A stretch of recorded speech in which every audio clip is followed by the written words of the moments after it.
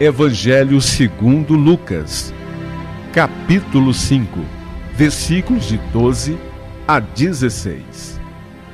Aconteceu que Jesus estava numa cidade, e havia aí um homem leproso.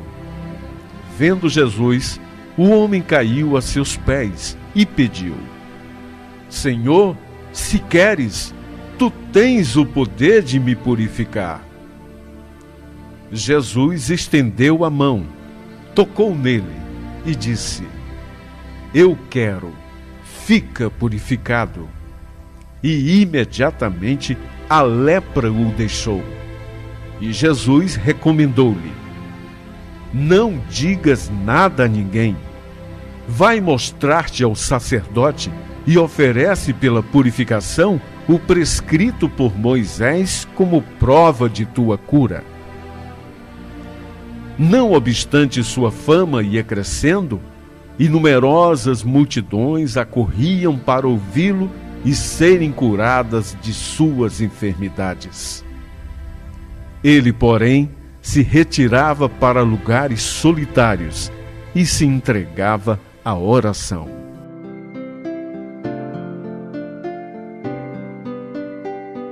Comentário do Evangelho, com Euda Mendes, de Teresina, Piauí.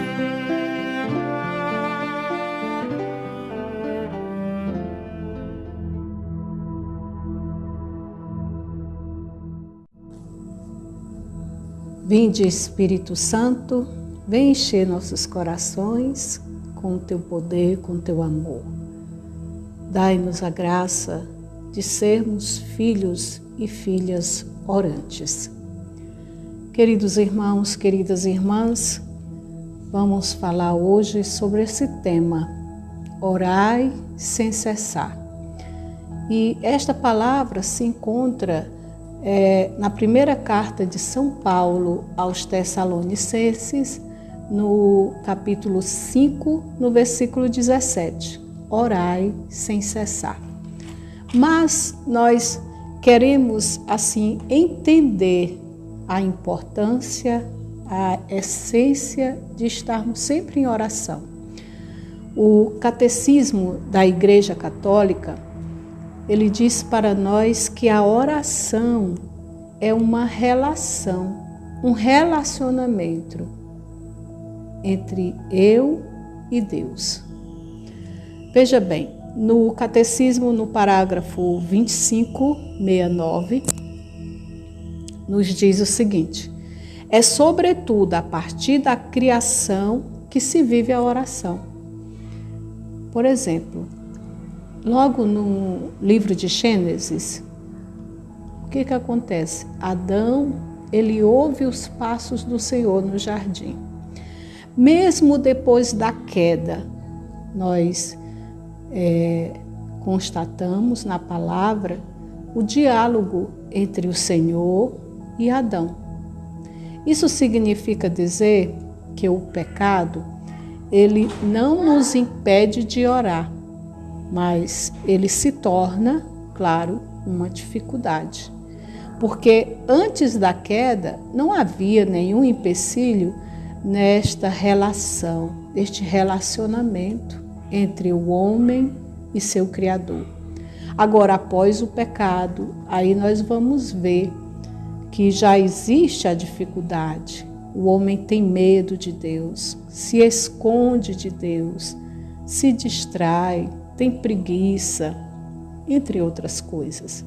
Então vamos ver, logo nos primeiros livros da Bíblia, quando fala de Abraão, fala de um diálogo, onde Deus diz: Abraão, deixa a tua casa, a tua terra, vai para onde eu vou te mostrar.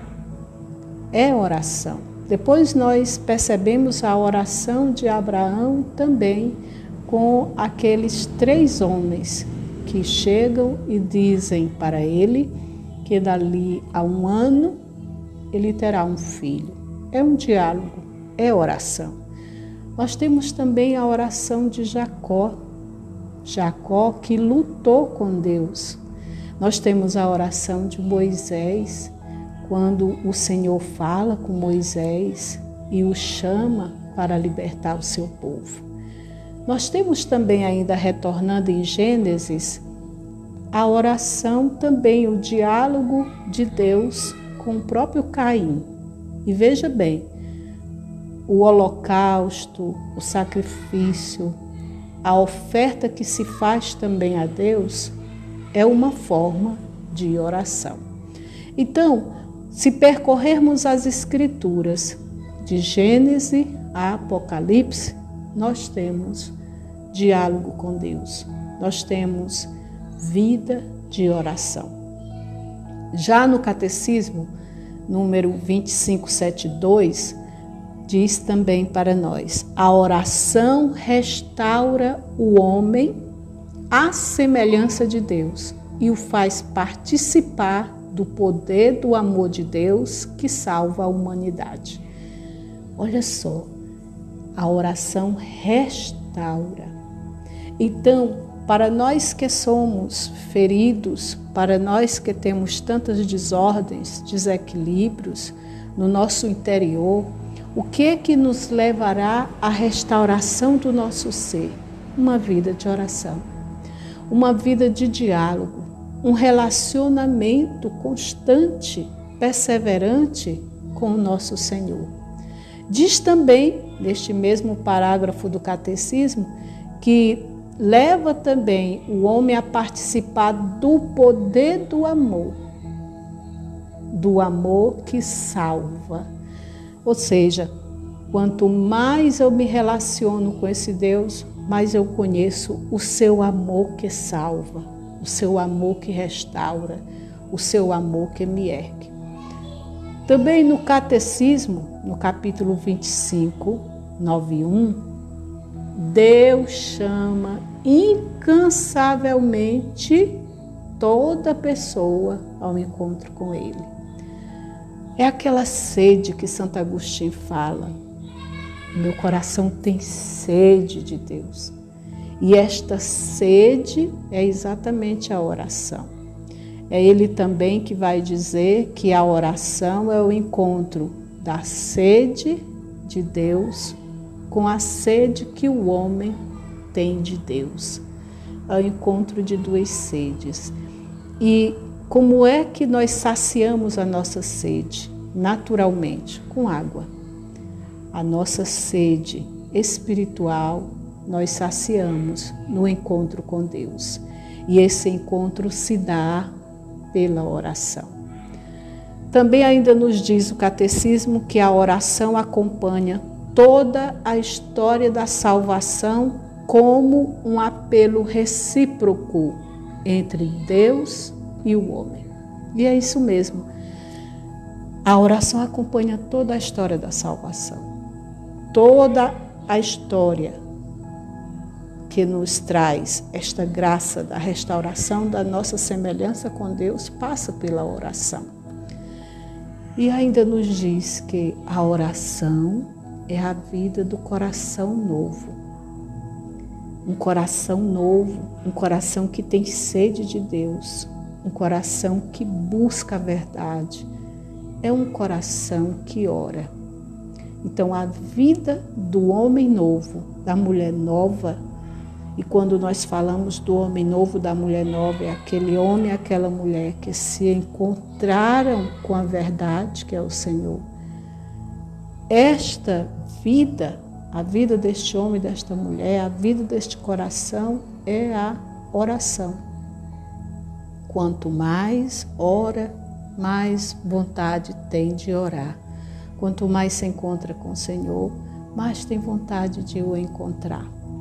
E São Gregório Nazianzeno diz que é preciso se lembrar de Deus com mais frequência do que se respira. Olha só essa profundidade. Nós não podemos parar de respirar. Quando paramos de respirar, é porque não vivemos mais. Isso quer dizer o quê? Que não se vive sem oração. Nós não podemos viver verdadeiramente se não somos homens e mulheres de oração. Podemos até nos iludir, achando que estamos vivendo, mas a verdadeira vida passa pela experiência constante, perseverante da oração. Bem, a oração também nós precisamos entender que é dom, é graça, e ela pode ser acolhida somente na humildade e na pobreza. Na humildade. O que é ser humilde? É ser verdadeiro. Eu não posso me apresentar de Deus com máscaras, porque Ele me conhece. Então, quando eu converso com o Senhor, eu converso abertamente. Ele sabe tudo de mim. É humildade. E também na pobreza, despojado, sem apegos, querendo Deus acima de tudo. Não se pode, meu irmão e minha irmã, orar sempre, orar constantemente, se nós não tivermos certos momentos de oração por decisão própria, ou seja, a oração pessoal, a minha oração de devoção, os meus momentos de louvor, de intercessão, são momentos que me levam a ser um homem, uma mulher de oração constante. Orar sem cessar, porque há necessidade de estarmos constantemente em oração.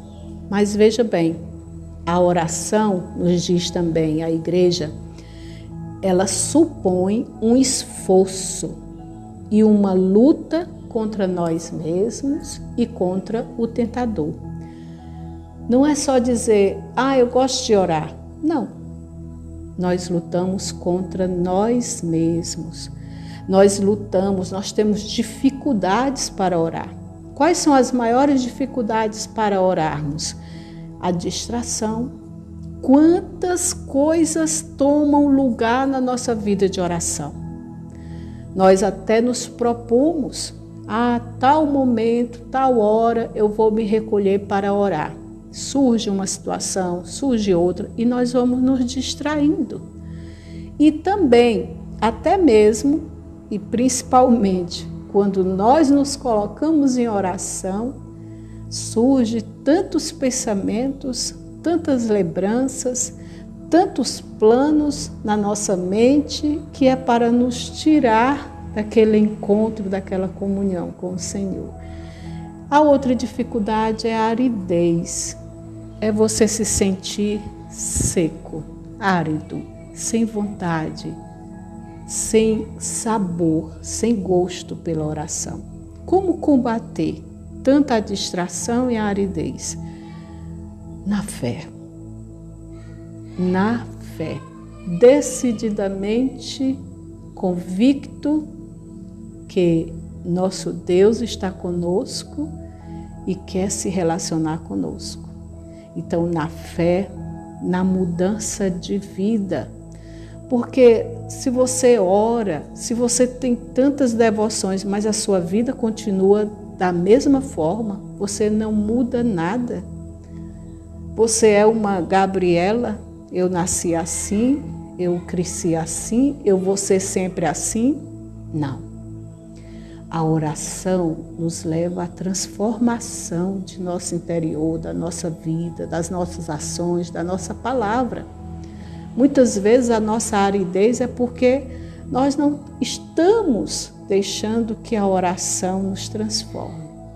Então, combatemos a distração e a aridez na fé, na conversão e vigilância.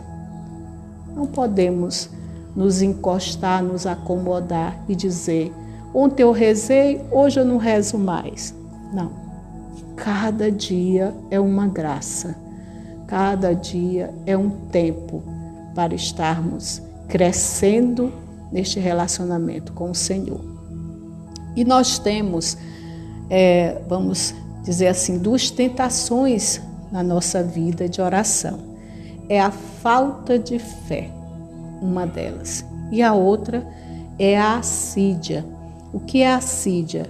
É um relaxamento da ascese, é um relaxamento no meu crescimento espiritual, na minha vida de oração, e que traz para mim um desânimo imenso, que tira toda a minha vontade de rezar.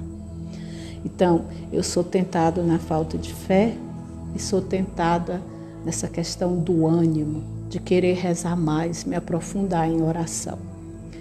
Então, nós temos muitas palavras que nos falam da oração. Mas com esse tema, orai sem cessar, nós vamos ver no Salmo 104, no versículo 4, que diz: recorrei ao Senhor e ao seu poder, procurai continuamente sua face. Recorrei, procurai continuamente a sua face. Nós também temos em Eclesiástico, no capítulo 18, no versículo 22, nada te impeça de orar sempre. Sempre. Não é só quando as coisas não estão dando certo, não. Orar sempre. Em Atos, no capítulo 12, no versículo 5, fala sobre a questão da prisão de Pedro. E quando Pedro foi preso por Herodes, a palavra nos diz que a igreja orava sem cessar por Pedro. E o que aconteceu? O Senhor enviou um anjo que tirou Pedro da prisão. Devemos orar por nós mesmos, devemos orar pelos outros, devemos orar pelos nossos inimigos, devemos orar por aqueles que nos pedem oração, devemos orar com humildade, com confiança e com perseverança. Romanos 12:12, sede perseverantes na oração. E para concluir, no Catecismo da Igreja Católica, parágrafo 2757, nos diz: oração e vida cristã são inseparáveis. Eu digo que sou cristão, que vivo como cristão. Então eu sou um homem de oração, eu sou uma mulher de oração. Oremos sempre. Amém.